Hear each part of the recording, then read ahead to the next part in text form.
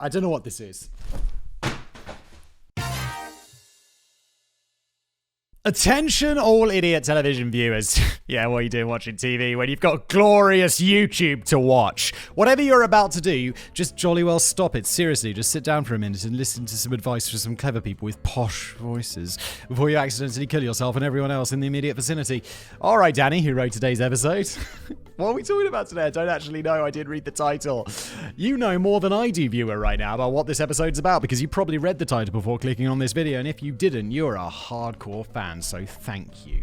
In the dark ages before the Second World War, I can only assume that the majority of the world's population spent most of their time just wandering off cliffs and accidentally setting themselves on fire. People did accidentally set themselves on fire a lot, though. Like people be lying in bed, and then they'd have put on like creams and stuff. Like, you know, people would put like, I don't know, some sort of cream on their bodies for some reason. Why do people put cream on their bodies? It puts the lotion on its skin.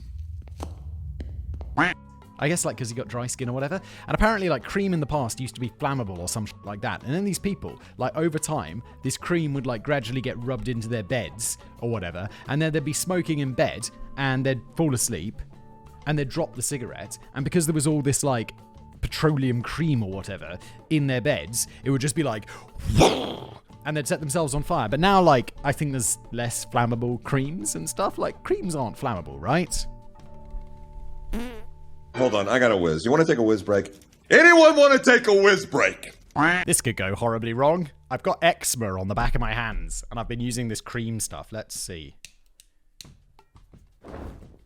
No, it just melts. We're all safe. Gosh, that got warm very quickly. I bought this like incredible lighter. It's got like 3 flames in it.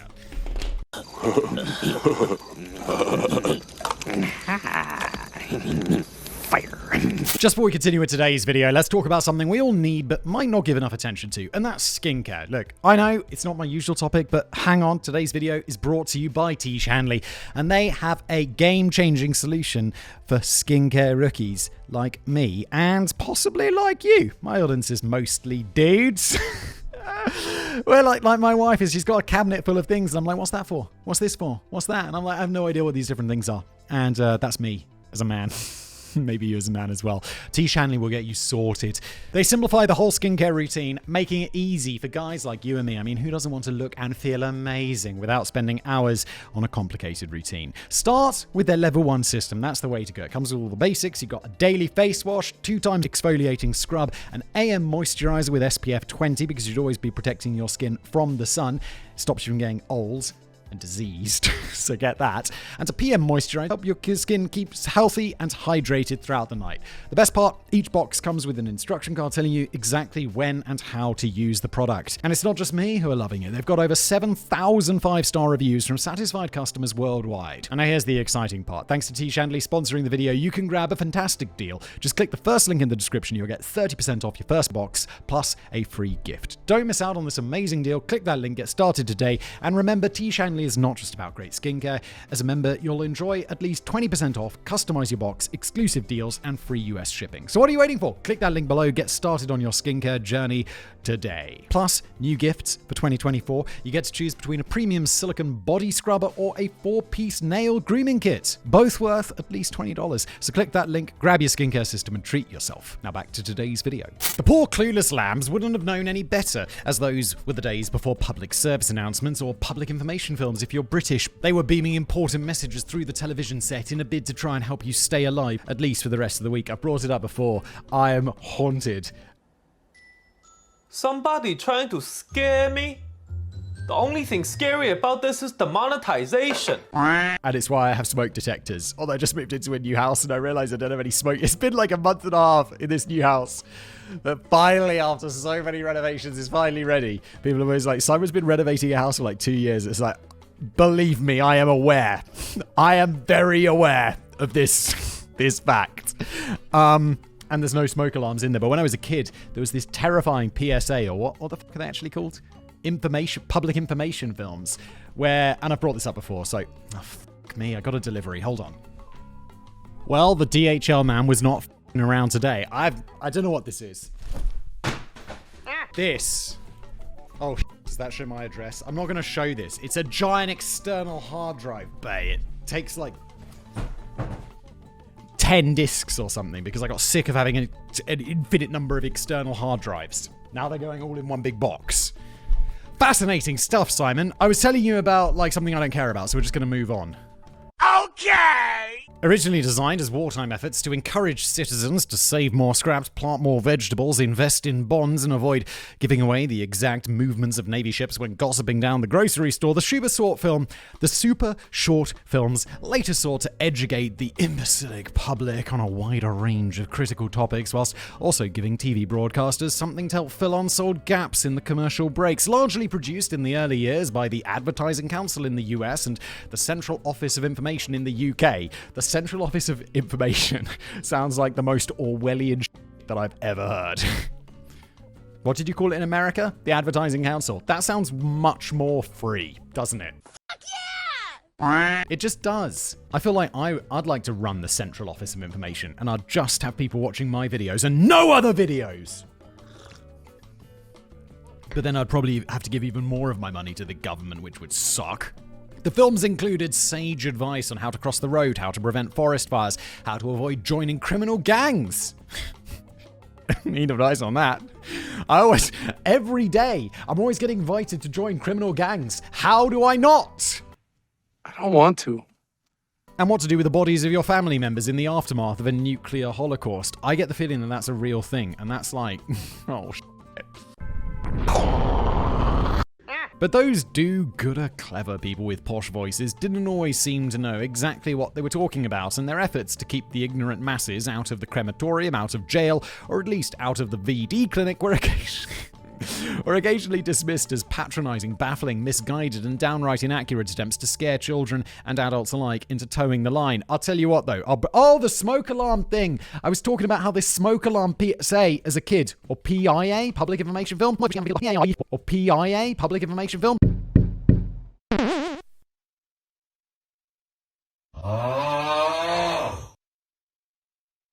Scared the shit out of me. It was about a dad who doesn't replace the batteries in his smoke alarm or whatever, and his whole family die. And you're like, what the fuck? And so now I always have smoke alarms, except now I don't. And carbon monoxide alarms as well. I feel like I saw one of those and just scared the shit out of me. And I'm always like, have those things. Have those things. It's really important so your family don't die. Thank you, Mummy. Thank you, Mummy. Thank you, Mummy. Leave it now, Lovey. Thank you, Mummy. Oh. The smoke and fumes from a house fire can kill a child in under a minute. Wake up. Get a smoke alarm. Some more extreme cases even backfired so spectacularly that they encouraged viewers to do the exact opposite of what they were being told. Before we dive in... It's like, well, I wasn't going to join a gang, but then I found out how not to join gangs, and I found myself joining a gang. How? Before we dive at what we all teenagers, where we just do the opposite of what our parents tell us, except in this case it's the government, with messages about gangs. Before we dive into some of the worst and weirdest PSAs to ever be produced, just remember in the meantime to avoid making eye contact with strangers and always say no to absolutely everything. No. No. No. No. No. No. No. No. No. No. No. No. No.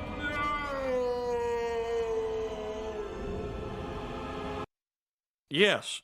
I'm generally moving this around, trying to find a position where it's close enough to me that I can sip on it without having to reach too far, but not so close that I'm accidentally going to smack it over with my hands, because that's the sort of that I would do, because that's the sort of person that I am.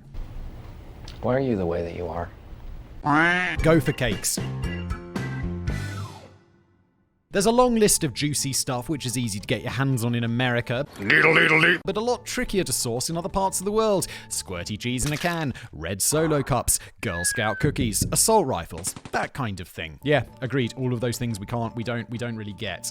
I think you could find red Solo cups if you looked really hard. But I've never felt so envious of those lucky American citizens on the day that I first saw the commercial for Gopher cakes. They looked amazing. It's no wonder that most Americans don't give a flying marshmallow that they can't buy proper Kinder Surprise eggs.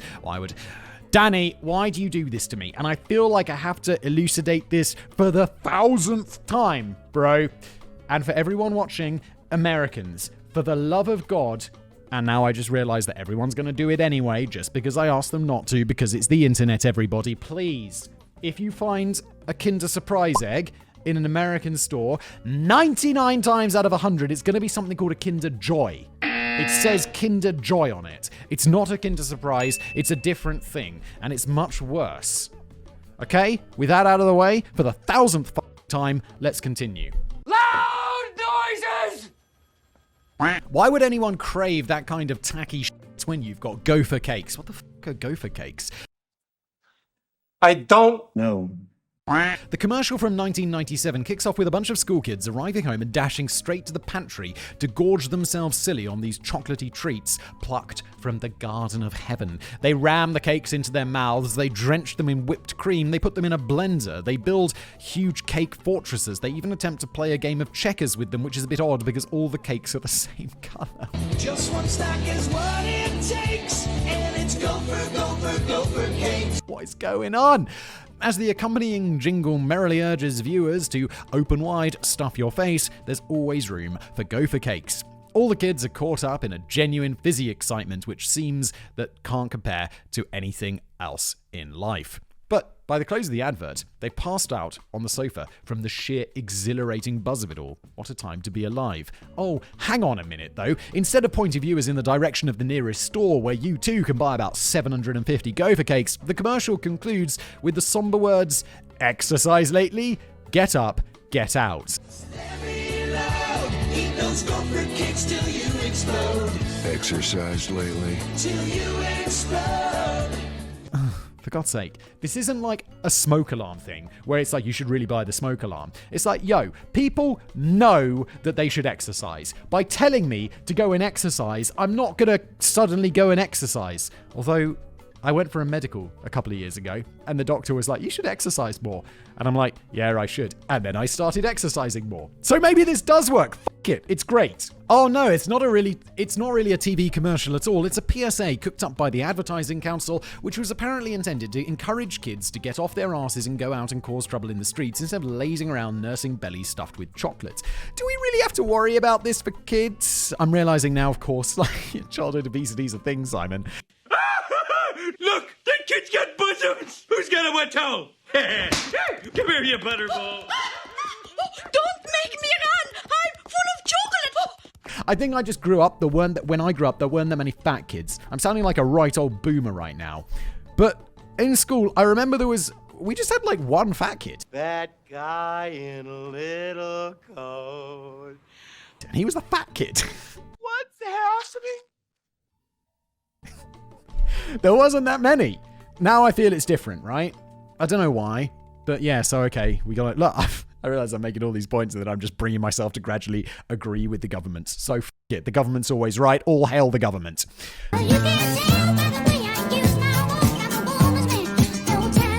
The flaw in that concept is that all it really showed was a group of kids having the time of their lives before drifting into a state of blissed out contentment. And the only result from all of this was a crushing sense of disappointment from the kids that Gopher cakes didn't really exist and a sense of duty from the parents to console their weeping children with a yummy batch of lard cakes instead.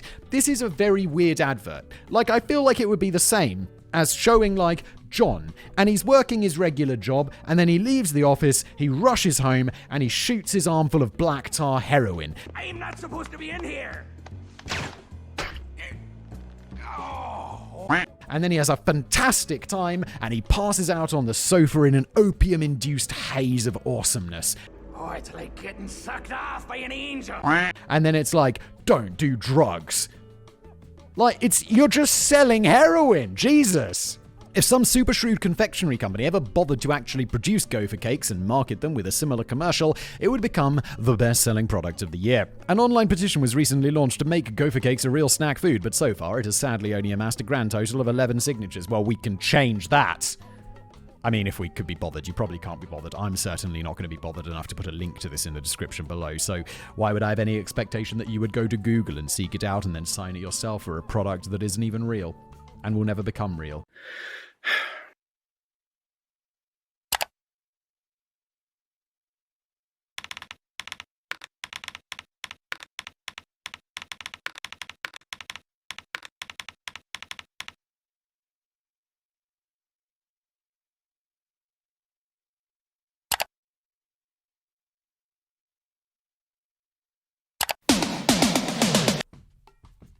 Yeah.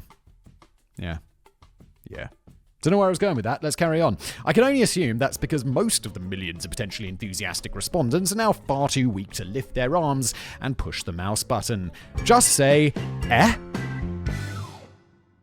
Every kid who grew up snorting crack in the 1980s, yes, will no doubt remember the massive Just Say No campaign, which was intended to teach children various different ways of firmly declining any illegally mind-bending drugs that were getting dished out in school assembly. Originally spearheaded in the US by First Lady Nancy Reagan, UK viewers are more likely to associate the slogan with the long-running children's drama series Grange Hill, which features...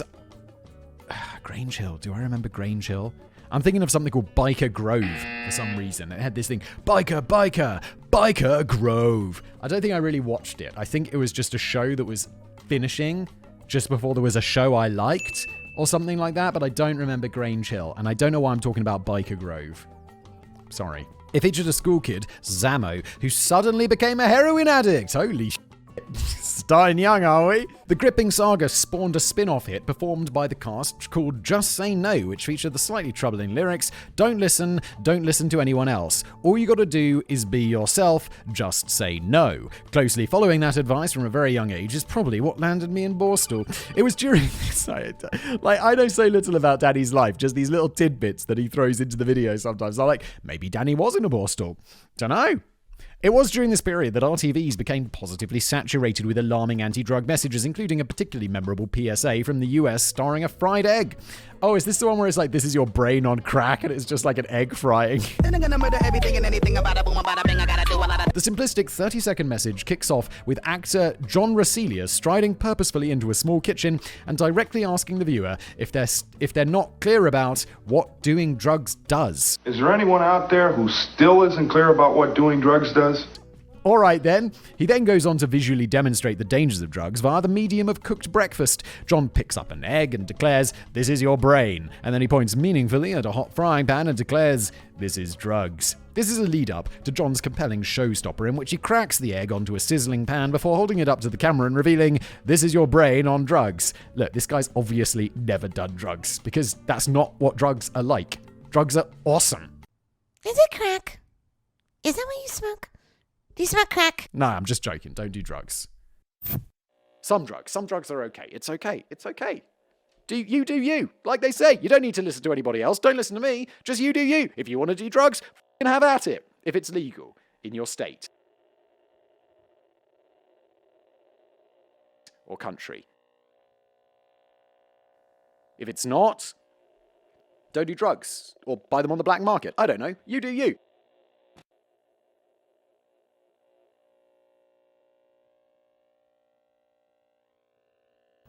With a bit of cocky swagger, John then asks the viewer, any questions? End of commercial. Well, yes, John, I have plenty of questions, like, what was that even supposed to be? It can hardly be described as the most insightful or scientifically accurate or sympathetic depiction of what it's like to be caught in the grip of a drug addiction. Whilst the producers of the commercial reckon that it was successful to some degree and helped to raise awareness of how illegal drugs are just like hot frying pans, there were concerns raised that most young people would naturally find a hot, funky fried egg a bit more tempting than a cold egg still encased in a shell. In fact, many drug users went on to adopt the phrase, let's go fry an egg as slang code for let's go and get wasted on narcotics. Yes! I can see why. This is such a trash film. Any questions? The short film also incurred the wrath of the Egg Board, who complained that the Advertising Council were giving youngsters the impression that their yummy high-protein eggs were as dangerous and addictive as cocaine. How the did you come to that conclusion? It's got nothing to do with that, you idiots, allegedly in my opinion. But the pushers of these anti-drug announcements always had a bit of difficulty in getting their preachy messages across to a dubious young public. The Advertising Council tried hiring celebrities to help put up a more convincing argument, such as Burt Reynolds. Hey, that's me. To warn viewers that you can't be hit if you're high. What? You can't be a hit? What do you mean, be a hit? Is this some, 80s shit? People were like, yeah, man, you're cool. Be a hit. Cringe, bro. I'll tell you one thing. Drugs is the answer. It takes guts to be a winner. When you reach your goal, it's great to know that you did it with drugs. After all, be a hit with drugs. Something to think about. History might suggest otherwise, but and Clint Eastwood explained how he tells drug dealers to take a hike. Later attempts were made in the 90s to get into the heads of much younger viewers by roping in such talents as the Teenage Mutant Ninja Turtles and Pee Wee Herman. I kind of get why the Turtles might have been considered appealing role models, even if their advice was entirely limited to ordering a pizza as a healthy alternative to accepting crack. At least they weren't trying to push for Gopher cakes. Pee Wee Herman was a slightly odd choice. Like, who the f***'s Pee Wee Herman? I've heard of this, but I've no idea who he is. And not entirely because he had recently been arrested for wanking in an adult cinema. Uh-oh.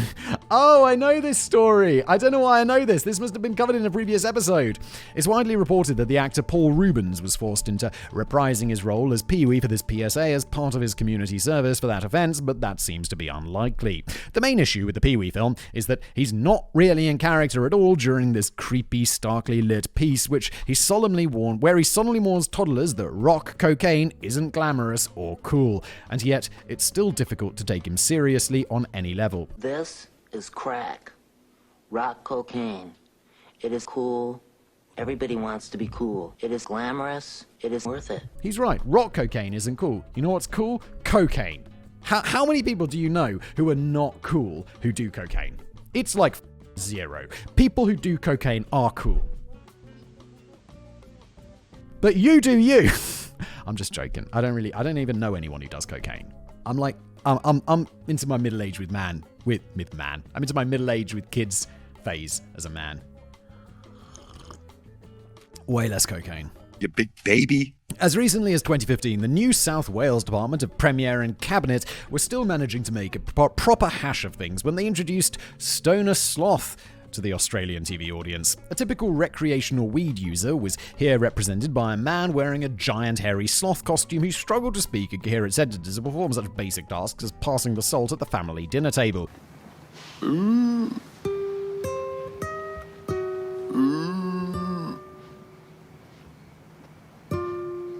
Jason, the salt. The obvious message is that smoking weed turns you into a useless, lazy, bumbling, socially awkward beast who clearly makes for a deeply embarrassing dinner guest. Unfortunately, Stoner Sloth came across as more of a likable and cute creature, ended up becoming embraced by the stoner community as their unofficial mascot for all things green and smelly. Yes! He's like, let's go fried egg, bruh.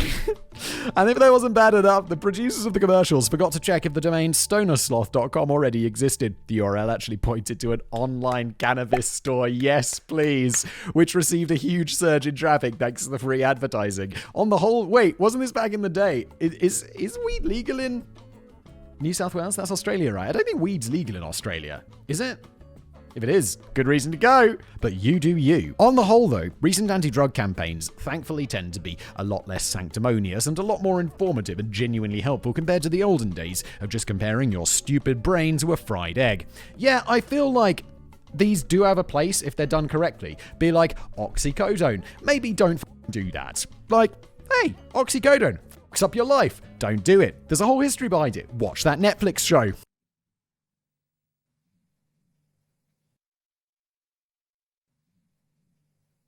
No. We've come a long way since the 1980s when the Advertising Council felt that all we needed was a short film of the legendary Belinda Carlisle, former member of the brilliantly spiky band The Go-Go's, revealing how her new healthy life is amazing now that she's given up the naughty drugs that she used to take back when she was a punk. I do drugs. Nobody said quit. And nobody said stop or else. And now, life's the beach. Yeah, and I mean, we could all look at Mick Jagger as an example. He's like been a rock star forever, and now look at him. No, he's still incredible. He still performs live. I don't really know. I don't want to allege that Mick Jagger has done plenty of drugs. I always think it's better to be not taking drugs or drinking or anything. But that's not saying I've never done it. Of course I have. But I would assume, being Mick Jagger, that, he has. Of course I have. And he still looks awesome. He still, rocks the fuck out. You do you. This is not me promoting drugs. It's just a joke. A minor niggle here is that the film was recorded during the relatively early years of Belinda Carlisle's cocaine addiction, which would go on to span another 2 decades. Life's the beach. She now admits that she can't believe she's still alive. They may as well have pushed Ozzy Osbourne in front of the camera to tell kids to stay clean. Actually, that is Aussie, like, I feel it's better to put someone on camera who is in the throes of whatever they're in and being like, you really want this? You really want this? Look, this woman's smoking meth right now. Look at her teeth. Look at them. Do you want that? Do you? Brush your teeth 2 minutes a day and don't smoke crack. Or meth, or whatever the Actually, now that I think about it, that's not such a bad idea, is it? It's not. It's not a bad idea. It's a better idea. You wouldn't download a car. Except you would. You're goddamn right. Ever since the 1970s, viewers have been bombarded with pretty hostile messages from corporate media companies which aggressively explain why pirating music, films, and video games is an act of pure evil, which shaves off millions of dollars from the annual profits of the greedy fat cats. Oh no! Sorry, what I meant to say is that piracy is an act of selfishness which deprives artists and creators of vital revenue required to stock up on pot noodles for the winter. But whichever way you look at it, these PSAs have certainly pulled no punches in labeling piracy as a truly heinous crime, which should probably be punishable by live public execution. One of the most comically outrageous campaigns, often inaccurately referred to as "You Wouldn't Download a Car," was co-produced by the Motion Picture Association and the Federation Against Copyright Theft in 2004. It's the... You wouldn't download a car is better, because then you could just be like, yeah, I would. I think the actual campaign was you wouldn't steal a car, and downloading music is stealing or whatever. So it was actually better than a lot of people think, because it's been rewritten a little bit. But it's still, come on. It was produced by the Motion Picture Association and the Federation Against Copyright Theft in 2004, but has become deeply immersed in quite a few myths since then. For starters, the short film, which was annoyingly slapped onto the beginning of just about every single DVD ever commercially released during this period. Yeah, it drove me nuts, because you'd buy a DVD and it'd be like, or whatever the soundtrack was, and you'd be like, just let me watch the Matrix! Why do I have to sit through this? Where if you pirate The Matrix, it's going to be just a better experience. Not that I would know, having never done that. I'm going to sue you out of existence. The Matrix was the first DVD that I ever bought. This was just a satirical line which first popped up on Reddit a few years later in a thread which mocked the overdramatic nature of the original film. It would clearly have been a ridiculous statement to make. Who wouldn't download a car if for free if it was possible? I don't drive, and I'd still download a car for free if only for a bit of extra storage space for beer. But the real PSA was ridiculous enough in itself. The fast-paced, over-stylized, shaky footage feels like a trailer for a terrible British show that never made it past the pilot episode. The viewer is quickly guided through a visual headache of different criminal activities, whilst a voice proclaims with sinister authority, "You wouldn't steal a car, you wouldn't steal a handbag, you wouldn't steal a television. Downloading pirated films is stealing. Stealing is against the law." Another long-running myth is that the music in the background was used without permission of the composer, and thus was itself effectively pirated. Whilst I'd love to believe that that's true, it's sadly just a bit of a mix-up. The Dutch composer Melchior Rietveld did indeed once find himself embroiled in a legal battle over unlicensed usage of his music, but that has nothing to do with this PSA. Critics of the film have pointed to the heavy-handed nature of the message, which seems to imply that copying a file onto a disc is just as bad as violently mugging a woman and leaving her for dead on the pavement. But it is, Danny. Stealing is wrong. But a wider issue is that the PSA was fundamentally useless on so many levels and may even have worked against the Motion Picture Association. People are just like, you, now I'm going to do that. You have to consider what kind of viewer was actually absorbing this material. In all likelihood, it wasn't anyone watching an illegally copied DVD, as those involved in mass piracy tended to remove films like this from the discs. Public service is what I'd call that. It's not coffee. That's a waste cup. So the only viewers who were having to tolerate such films were the ones who had legally purchased their DVDs. And it does seem a bit stinky that having shelled out good money for a movie, the first thing thrust in your face is a commercial which seems to be accusing you of being a potential criminal who is destined to burn in hell alongside murderers. Well, that's my flash drive. Don't look at it unless you want to see Big D. Don't tase me. That just stings. Later studies into the matter also came to the surprising conclusion that this film, along with many others of its ilk, only ever served to increase piracy. It's always been a bit of a tricky thing for corporate giants to get the public on board with the idea that watching a pirated movie is going to bring down billion-dollar industries. One Indian campaign completely missed the mark when it hired a group of multi-millionaire Bollywood superstars to plead with customers in a country rife with poverty to pay full whack for movies instead of watching free copies. The main problem with the "you wouldn't steal a car" film, quite aside from the wholly unconvincing comparisons between downloading films and car theft, which are only going to make viewers snort with derision into their popcorn, is that it appeared to normalize piracy in a way. The film seems to suggest that everyone out there is getting away with illegally downloading movies in blind ignorance that it's a serious crime, much like armed robbery. Yeah. No, but it's not like that. You don't do armed robbery and then you're like, oh no, wait, this is illegal? I just this is what, when people said they're going to the bank, I thought this is what they meant, to get money. And this only encourages largely law-abiding citizens to shrug their shoulders and jump on the pirate ship, particularly when the film is making such an overblown drama out of everything. Not every cash-strapped creative deprived of revenue tends to agree with the tactics of their corporate overlords anyway. The controversial punk band The Dead Kennedys, who entertained us with such lovely ditties as Too Drunk to Kill the Poor and Let's Lynch the Landlord, Kill the Poor and Let's Lynch the Landlord seem to be sending very opposite messages. Left an unusual message imprinted on the reverse side of their cassette release of In God We Trust, Inc. in 1981. God, they were good at naming, though, weren't they? The top of the cassette bore the thought-provoking slogan, "Home taping is killing record industry profits." The words at the bottom of the cassette read, "We left this side blank so you can help." That's just mwah. Smurfageddon. This final disturbing entry from 2005 was only deemed fit for a post-Watershed Belgian audience and was never transmitted anywhere else in the world. Admittedly, it doesn't look that disturbing during the opening few moments. In fact, it looks pretty much like a typical joyful day in Smurfland, presented in the style of the classic 80s animated series. The sun is shining, the rabbits are hopping, the butterflies are fluttering, and the Smurfs themselves are singing and dancing around the campfire. A Belgian viewer, at the time, might have presumed that this was just an oddly timed trailer for another rerun of a 20-year-old cartoon series. But then, the bombs start raining from the sky. Okay?